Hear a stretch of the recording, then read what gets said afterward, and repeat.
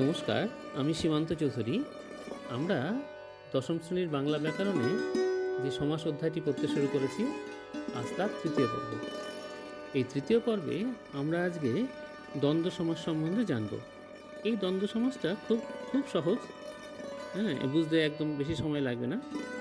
এই দ্বন্দ্ব সমাসে সমসমান যে দুটো পদ থাকে, অর্থাৎ পূর্বপদ এবং পরপদ, এই পূর্বপদ এবং পরপদ উভয় পদের অর্থই কিন্তু সমানভাবে প্রাধান্য লাভ করে। অর্থাৎ পূর্বপদ যা অর্থ, পরপদের যা অর্থ, দুটোই কিন্তু আমরা সমাসবদ্ধ পদে সমানভাবে প্রাধান্য লাভ করতে দেখব। এই হলো দ্বন্দ্ব সমাস।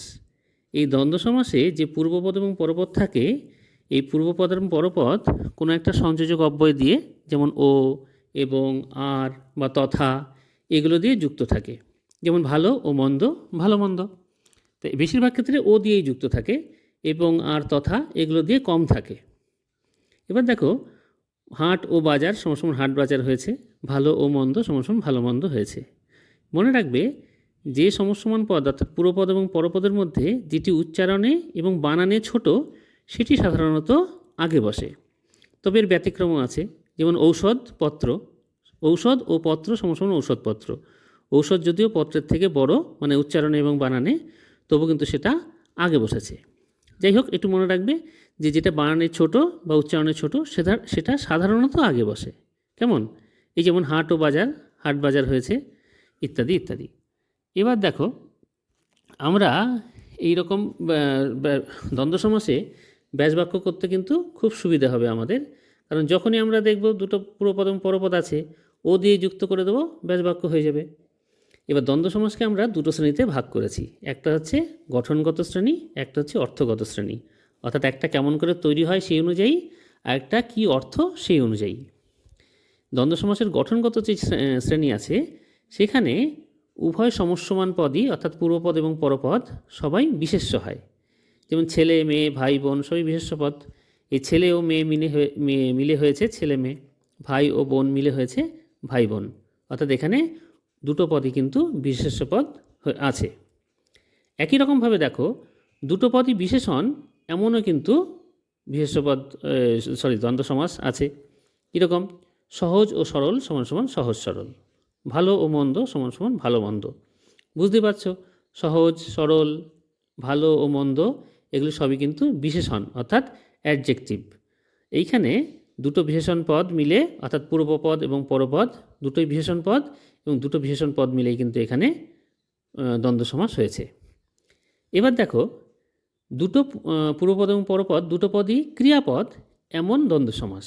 যেমন দেখে ও শুনে, দেখে শুনে, হাঁটা ও চলা, হাঁটা চলা। এই দেখে শুনে হাঁটা চলা সবই হচ্ছে ক্রিয়াপদ বা ভার্ব। তাই এইগুলো হচ্ছে উভয় সমসমান পদই ক্রিয়াপদ এমন দ্বন্দ্ব সমাসের উদাহরণ। আবার একইভাবে উভয় সমসমান পদই সর্বনাম পদ এমন দ্বন্দ্ব সমাসের উদাহরণ হচ্ছে এটা ও সেটা, তুমি ও আমি, ইত্যাদি ইত্যাদি। এটা ও সেটা মিলে এটা সেটা হয়েছে, তুমি ও আমি মিলে তুমি আমি হয়েছে। বুঝতে একদম সোজা। এবার দ্বন্দ্ব সমাসের অর্থগত শ্রেণী যদি আমরা দেখি, তাহলে দেখব প্রথমটা হচ্ছে সমার্থক দ্বন্দ্ব সমাস। এই সমাসে কি হয়? পূর্বপদ এবং পরপদ দুটোই সমার্থক, মানে একই অর্থ বা প্রায় সমার্থক, অর্থাৎ প্রায় একই রকমের অর্থ হয়। যেমন ব্যবসা বাণিজ্য, ব্যবসা বাণিজ্য, প্রায় একই ধরনের শব্দ। ডাক্তার ও বদ্যি, ডাক্তার বদ্যি, প্রায় একই ধরনের শব্দ। ডাক্তারও যা, বদ্যিও প্রায় একই ধরনের অর্থ।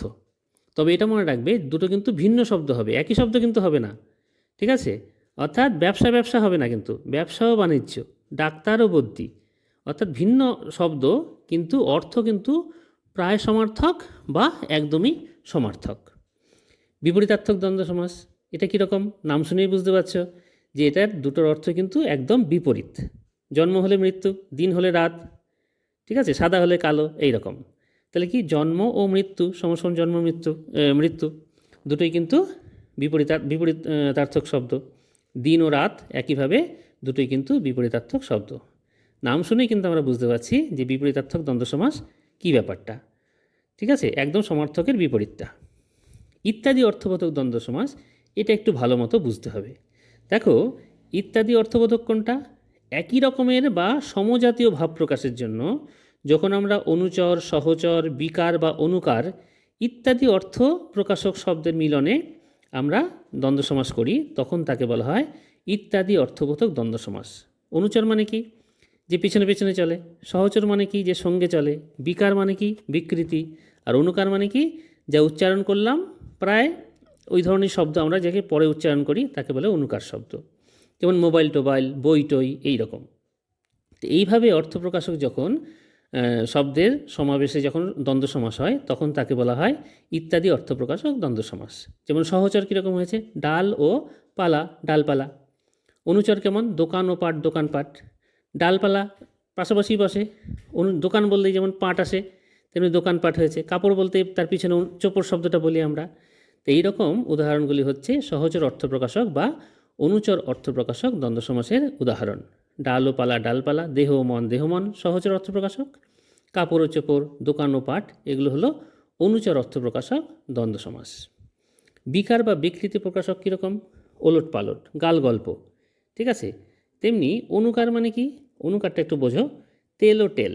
যেমন আমরা কি বলি, একটা শব্দ বললে তার সঙ্গে অর্থহীন বা অর্থযুক্ত মানে অর্থ আছে এমন শব্দ হতে পারে, তবে কম হয়। একটা শব্দ আমরা উচ্চারণ করি কীরকম? যেমন তোয়ালে টোয়ালে। ঠিক আছে। মোবাইল টোবাইল, বই টই, পেন টেন, এইরকম শব্দের সমন্বয়ে যখন দ্বন্দ্ব সমাস হবে তখন তাকে আমরা বলবো অনুকার অর্থপ্রকাশক দ্বন্দ্ব সমাস। তাহলে বিকার অর্থপ্রকাশক কীরকম? ওলট ও পালট সমান সমান ওলট পালট। গাল ও গল্প সমান সমান গাল গল্প। তেমনি তেল ও টেল, গলি ও টলি, গলি টলি, তেল ও টেল, তেল টেল, হাতে ও নাতে, হাতে নাতে, এগুলো হলো সব অনুকার অর্থপ্রকাশক দ্বন্দ্ব সমাসের উদাহরণ। এগুলো একটু মনে রাখবে যাতে পরীক্ষা যদি প্রশ্ন আসে যে অনুকার অর্থপ্রকাশক দ্বন্দ্ব সমাস কোনটি, উদাহরণ দিতে পারবে চট করে। এছাড়া আরেকটা দ্বন্দ্ব সমাস আছে, এটা একটু বিশেষ করে মনে রাখবে, সেটা হচ্ছে একশেষ দ্বন্দ্ব সমাস। কীরকম? এই সমাসে কী হয় জানো তো? সমস্যমান পদগুলির বহুবচনান্ত একটি মাত্র পদ অবশিষ্ট থাকে। ব্যাপারটা বুঝলে না? একটু উদাহরণ দিয়ে বোঝাই। এখানে কি হয়? বেশ কয়েকটা সর্বনাম পদ থাকে। এই সর্বনাম পদগুলো মিলে যে পদটি অর্থাৎ সমাসবদ্ধ পদটি তৈরি হয়, সেই সমাসবদ্ধ পদে এই সর্বনাম পদগুলোর প্রত্যেকটার অর্থই প্রধান থাকে। যেমন আমরার মধ্যে কে আছে? সে আছে, তুমি আছো, আমি আছি। তাহলে আমরা এই সমাসবদ্ধ পদটাতে ব্যাসবাক্য কোনটা? সে, তুমি ও আমি। অর্থাৎ এর আমরার মধ্যে কিন্তু সে, তুমি, আমি সবাই প্রধান, সবাই আছি। যে কোনো একজন না থাকলে কিন্তু আমরা আর হব না। এক্ষেত্রে একটা জিনিস মনে রাখবে, তুমি ও সে যেমন তোমরা হয়েছে, তারও তোমার সমান সমান তোমাদের হয়েছে। এক্ষেত্রে মনে রাখবে আমরার ব্যাসবাক্য কিন্তু আমি, তুমি, সে বা আমি, সে, তুমি এরকম লিখবে না। কেমন? সে, তুমি, আমিই লিখবে। অর্থাৎ প্রথমে লিখবে প্রথম পুরুষ, তারপর মধ্যম পুরুষ, তারপরে উত্তম পুরুষ। প্রথমে ফার্স্ট পার্সন, তারপর সেকেন্ড পার্সন,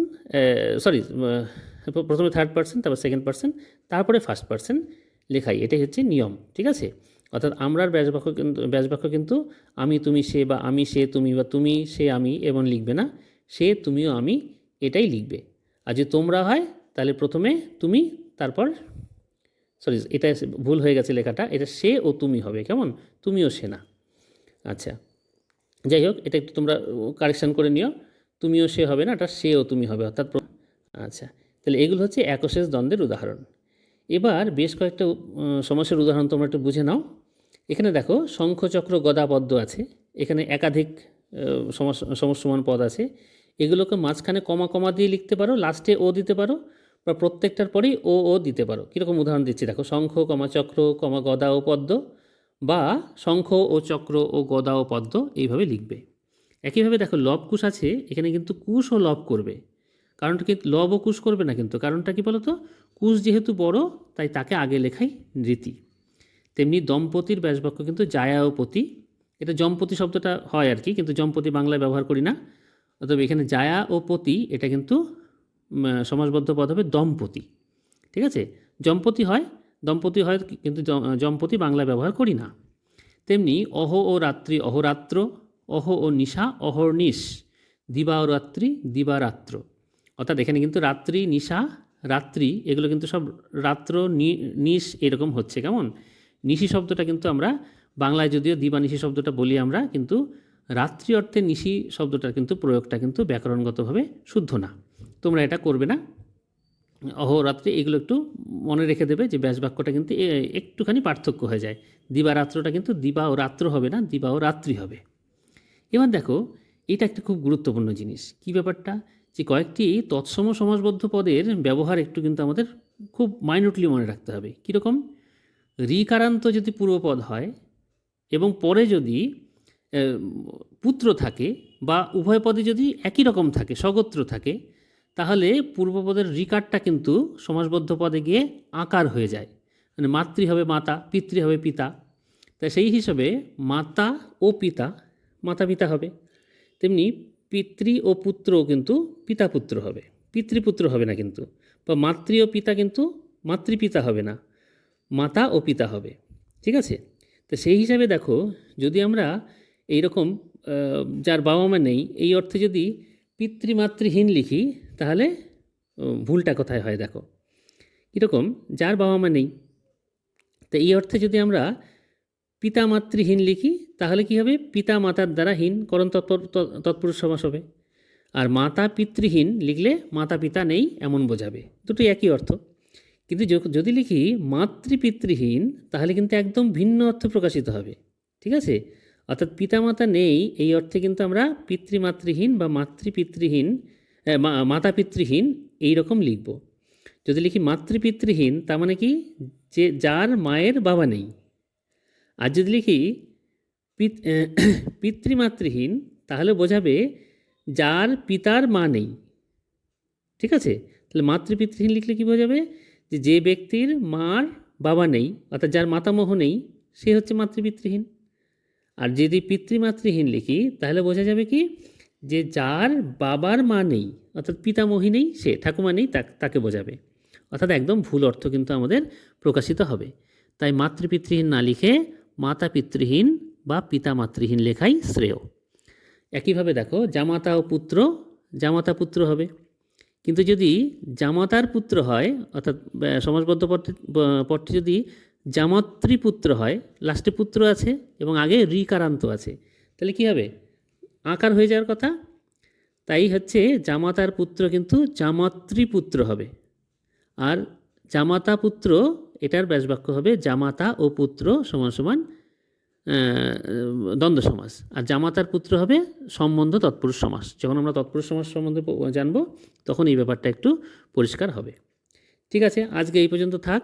দ্বন্দ্ব সমাসে আর বিশেষ কিছু জানার নেই। আশা করি তোমরা একটু বুঝতে পেরেছ।